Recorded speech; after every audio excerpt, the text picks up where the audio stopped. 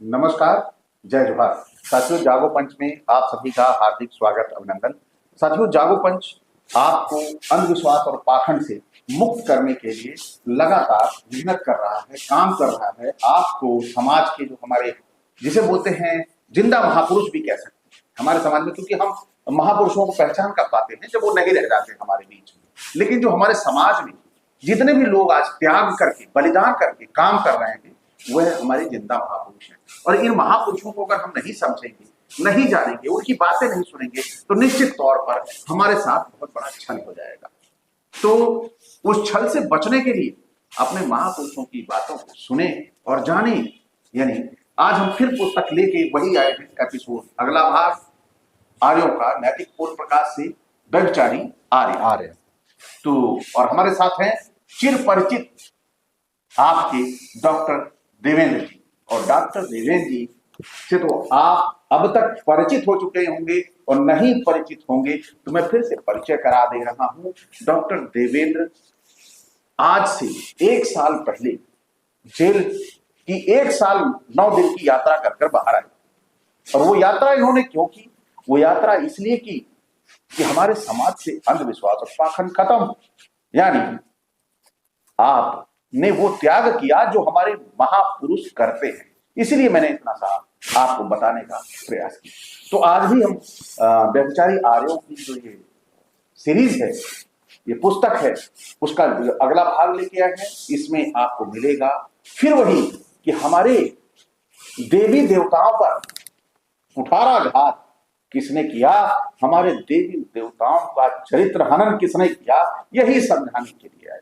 तो डॉक्टर साहब, थोड़ा सा पुस्तक के विषय में प्रकाश डालिए, बताइए कि हमारा समाज अंधविश्वास और पाखंड से कैसे मुक्त होगा।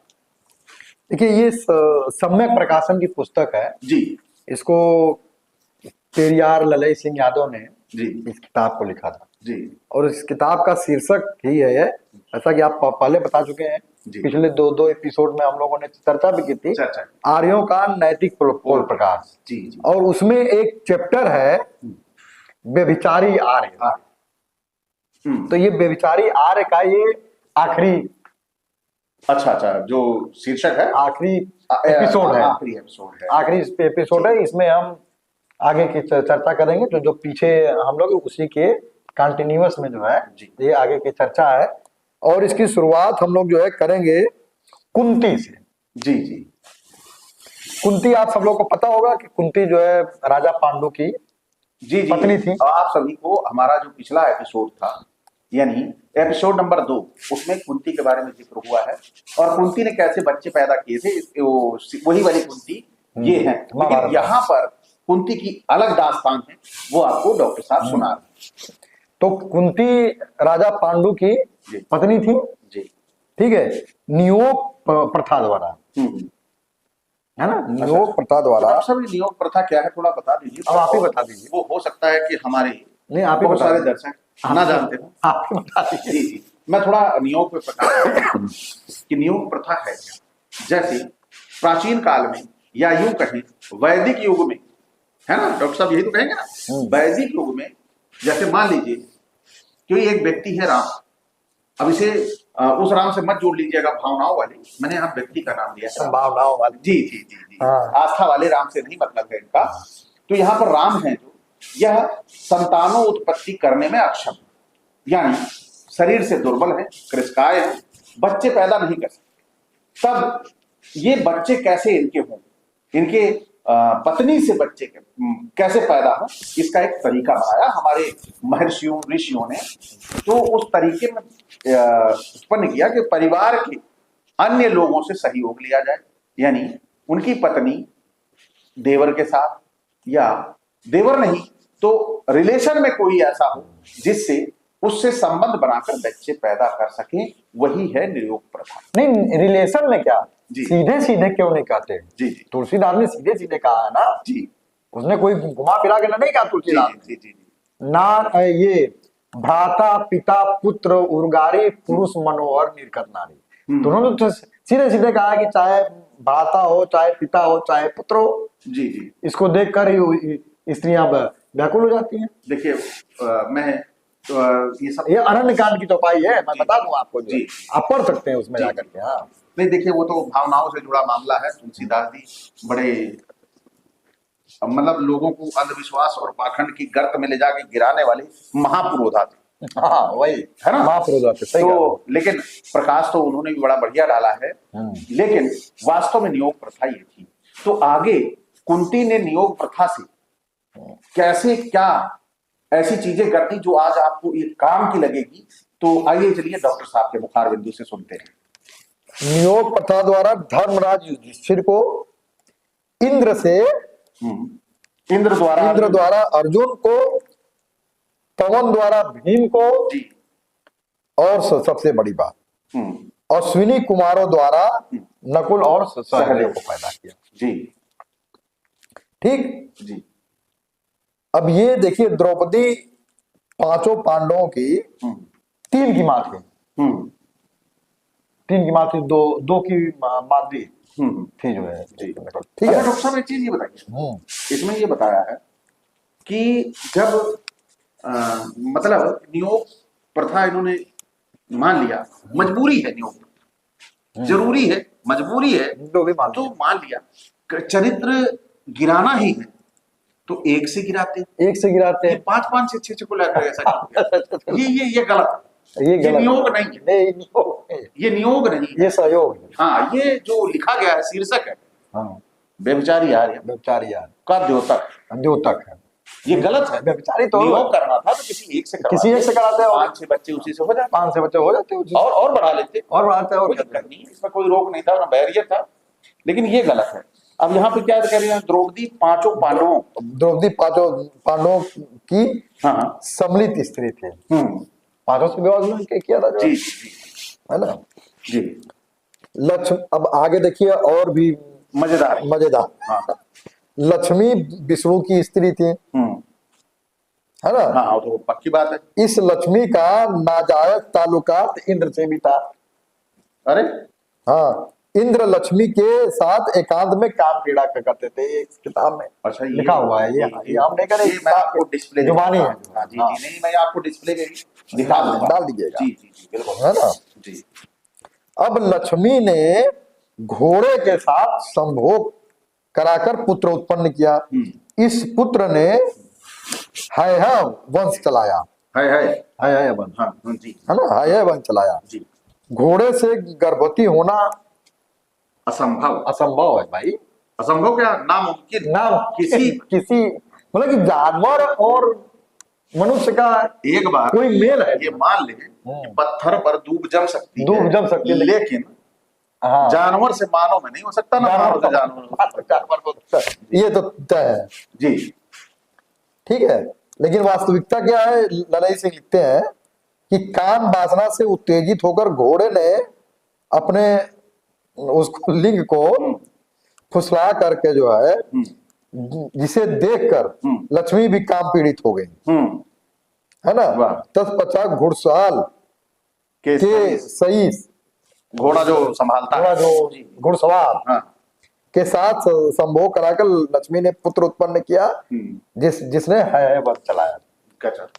लेकिन लिखा तो दूसरे, लिखने में भी शर्म नहीं आती, बोलने में शर्म आती है, कुछ नहीं, है ना। आज शर्म लिहाज घोर के पी गए शरबत के तरीके से। बिल्कुल साहब, ये सब पढ़ने के बाद एक बार मन बड़ा व्यथित होता है कि हम ऐसे धर्म में, ऐसे समाज में पैदा हो गए हैं जहां ऐसी ऐसी चीजों को मतलब हम हर्ष से बोलते हैं, हर्ष से कहते हैं, हमें शर्म आनी चाहिए। वो सही बात है, चुल्लू भर से कम पानी में भी डूब मरना चाहिए, लेकिन हम खुशी खुशी कहते हैं खुशी देवी देवता है, हमारे देवी देवताओं ने ऐसा किया। आगे चलते हैं। उद्दालक ऋषि के लड़के का नाम श्वेत केतु था। एक ब्राह्मण श्वेत केतु के सामने ही उसकी मां को संभोग करने के लिए हाथ पकड़कर बलपूर्वक, शक्ति पूर्वक एकांत में झाड़ी की ओर लेकर चला गया। श्वेत केतु ने उस ब्राह्मण को ऐसा कुकर्म न करने के लिए ललकारा, परंतु पिता उद्दालक ने कहा, बेटा यह तो सनातन धर्म है। जी, ये अब तक हिंदू धर्म था जो है। तो जब बात उठी कि हिंदू धर्म तो कहीं है नहीं, किसी किताब में नहीं सुप्रीम, तो अब इन्होंने सनातन कर दिया। तो ये सनातन धर्म ऐसे ही है। अब यहाँ कह दिया ये पुराना धर्म है, सनातन धर्म था। मैंने पुराना धर्म, सनातन मतलब पुराना हुआ, पुराना हुआ। पुराने से हम यही करते चले आ रहे हैं। हाँ, तो सीना ठोक के कह रहे हैं। ठोक के कह रहे हैं, हम यही करते हैं। बिल्कुल बिल्कुल, है ना जी। तो कहा कि ये कुकर्म नहीं सुकर्म है। वाह। ऐसा सुनकर वह ब्राह्मण व्यभिचार के लिए उसे बड़े मजे के साथ धीरे धीरे मनोवांछित एकांत में ले गया और संभोग किया। वाह। साथियों, आप सभी गौर से ये कहानी सुन रहे होंगे, अपेक्षा है, और आप सभी सुनने के बाद उन ग्रंथों की खोज करिए जहां ये लिखी गई है, आप भी पढ़िए, खुद से पढ़िए, जानिए, तब हमारी बातें आपको सार्थक लगेंगी। आइए कहानी में आगे चलते हैं, क्या ट्विस्ट, क्या मोड़ आता है। जटिला गौतमी के 7 पति थे। अब तक तो 5 ही पति सुन लेता है, 7 भी हो गए जी। वर्षी जी। मुनि कन्या ने प्रचेतम नाम वाले 10 भाइयों से विवाह किया। जी। जौनसार भावर पश्चिम उत्तर प्रदेश में अभी भी एक जात निवास करती है जिसमें सब भाइयों की पत्नी सम्मिलित होती है। महाभारत कालीन दीर्घतमा बड़ा कामी था। वह आम सड़कों और चौराहों पर पशुओं की भांति घूमता रहता था। ये चीजें आम चीजों को, इन चीजों को ज्यादा प्रसारित नहीं किया, छिपा लिया, छिपाता कि हाँ, महाभारत में ऐसी भी चीजें। हाँ, गालों ने गुरु दक्षिणा में विश्वामित्र को 800 श्याम कर्ण घोड़े देने के लिए महाराजा ययाति से मांगे। ययाति ने अपनी अति सुंदर पुत्री माधवी उन्हें देकर कहा कि मेरे पास श्याम कर्ण घोड़े नहीं है, इसे किराए पर उठा करके 800 श्याम घोड़े प्राप्त कर लो। अपनी बेटी को ही किराए पर उठाने के लिए दे दिया। इसे किराए पर उठाकर घोड़े प्राप्त कर लीजिए। गालों ने माधवी को क्रमशः 3 राजाओं के साथ किराए पर देकर बदले बदले में 200 श्याम कर्ण घोड़े ले लिए। 200 यानी कि 600 हो गए, 200 भी और हो जाएगा। विश्वामित्र को दे दिए। शेष 200 श्याम कर्ण घोड़ों के बदले में माधवी कुछ दिनों विश्वामित्र के पास रही। फिर उन्होंने उसे महाराजा ययाति को वापस कर दी। अच्छा डॉक्टर साहब, महाराजा ययाति को आप जानते होंगे? जानते हैं, आप ही बता दीजिए। या महाराज ययाति थे, ये जो आपके मुख बिंदु से सुनने में अच्छा लगता है। यदुवंश, जिसे यादव लोग बड़े गर्व कहते हैं कि हम यदुवंशी हैं, इन्हीं ययाति से ही यदु का जन्म हुआ था। यदु जी। अच्छा, राजा यदु वहीं से यदुवंशी, यहीं से यदुवंशी चले थे। क्या यदुवंशियों को यह स्वीकार होगा कि उनके पुरखों ने अपनी पुत्री को दान कर दिया, किराए पे चलवा दिया, किराए चलाने, जैसे कि टैक्सी गाड़ी जो है आजकल के किराए पे चला। हाँ, तो क्या ये शर्म नहीं आएगी ऐसी कहानी सुनने के बाद? नहीं आती। अरे आज 90% यादव तो पाखंड में डूबे हुए, तो क्या हो उन्हें कहा। अब उनसे सवाल करना चाहिए, पाखंड में डूबे। हाँ, तो उनसे सवाल करना, भैया कहाँ से है, तो यदु ययाति कौन है जो बताओ। जब तक सवाल नहीं आएगा और सच्चाई के परीक्षण नहीं होगा, तब तक हमारा समाज यूं ही गर्त में गिरता जाएगा और गिराया जाएगा, गिराया जा ही रहा। बिल्कुल। माधवी के शरीर का गठन का वर्णन विभिन्न राजाओं के दरबार में जिस ढंग से किया जाता है, उससे पता चलता है कि उसे नग्न करके दिखाया जाता था।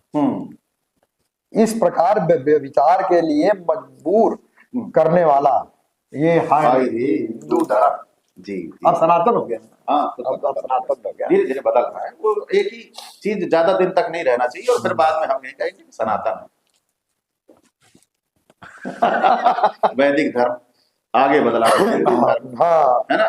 फिर अब सनातन धर्म, जो सनातन में किसी दिन कोई उंगली कर देगा तो उसको भी छोड़ देंगे, हम नया कुछ बना लेंगे। हाँ, यहाँ पर नई चीजें बड़ी जल्दी उंगली करने वाला होना चाहिए। गोरखपुर उत्तर प्रदेश के महाराजा चारबाग की अति सुंदरी प्रिय रानी को पुरोहितों के आज्ञा अनुसार अश्वमेधी घोड़े के साथ संभोग करने के लिए निर्दयता पूर्वक विवश किया गया और इस अमानुषिक संसर्ग के कारण प्राणी मर गए। आप सभी को पता लगा होगा इनकी निर्ममता का, इनकी सोच का, कि सोच कहां तक जाती है, यानी जानवरों के इर्द गिर्द भी घूम जाती है कि वहां से भी बच्चे उत्पन्न किए जा सकते हैं। यानी ये एक बहुत बड़ी साजिश है और हम इस साजिश का हिस्सा ना बने, अंधविश्वास और पाखंड को खत्म कर दें, तभी जाकर हमारे समाज का भला हो सकता है। और यदि हमने ऐसा ना किया तो निश्चित तौर पर हम पशुवत जीवन जिएंगे और फिर आगे किताबें लिखी जाएंगी कि फला जात के पशु के साथ इन्होंने संसर्ग करके बच्चा पैदा कर लिया, यानी मानव नहीं कहलाएंगे। और मानव कहलाने के लिए अपने ज्ञान का उपयोग करिए, तर्क करिए और जब तक सही सटीक वैज्ञानिकता पूर्ण जवाब ना आए आप डटे रहिए। वास्तव में एक दिन अंधविश्वास और पाखंड खत्म होगा। तो साथियों, इसी के साथ मैं विदा चाहूंगा, इसी एक अपेक्षा के साथ। अगर आज का ये वीडियो आपको अच्छा लगा हो तो लाइक करें, साथ ही जो नए साथी देख रहे हैं चैनल को सब्सक्राइब करना ना भूलें, बेल आइकन की घंटी दबा लें जिससे हमारे वीडियो पर नोटिफिकेशन त्वरित गति से पहुंच जाए। नमस्कार, जय जोहार। आगे इस किताब में और भी बड़ी मजेदार चीजें हैं जी, वो जो आपको सुनना चाहिए। आगे हम लोग जो है ऐसे एपिसोड लगातार आपको आर्यों का नैतिक पूर्ण प्रकाश पेरियार ललय सिंह यादव द्वारा सम्यक प्रकाशन से छपी हुई किताब है। जय भीम, जय मंडल, जय ओबीसी।